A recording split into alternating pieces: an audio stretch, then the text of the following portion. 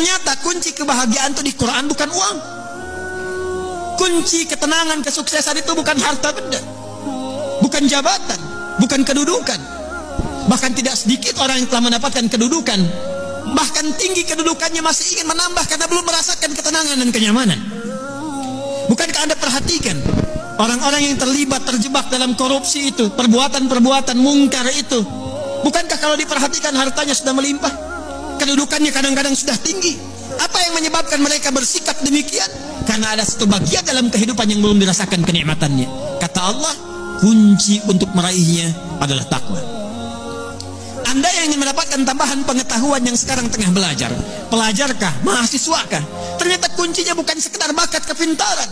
Quran surah kedua Al-Baqarah di akhir ayat 282, wattaqullaha wa yu'allimukumullah. Kamu tingkatkan takwamu kepada Allah, kata Allah, aku tambahkan dan ajarkan kepadamu tambahan pengetahuan.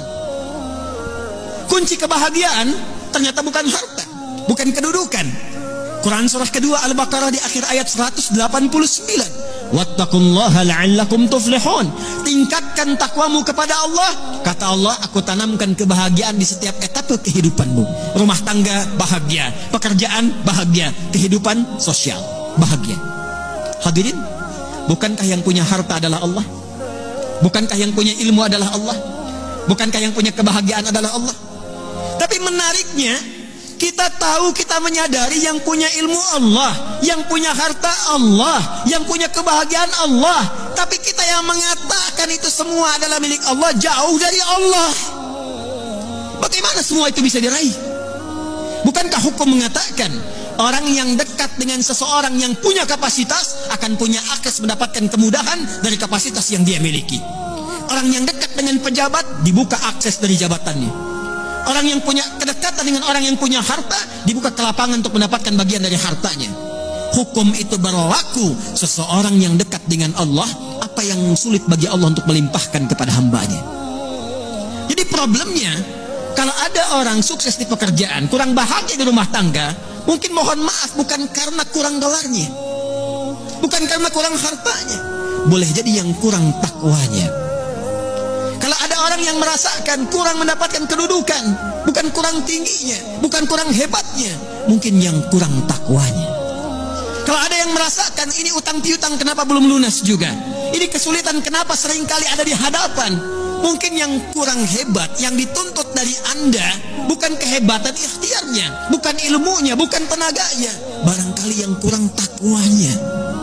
Itu yang menjadikan Nabi seringkali mengingatkan kepada setiap umatnya dari sejak zaman sahabat ridwanullahu alaihim jami'a, yang diteruskan dengan riwayat sampai ke kita.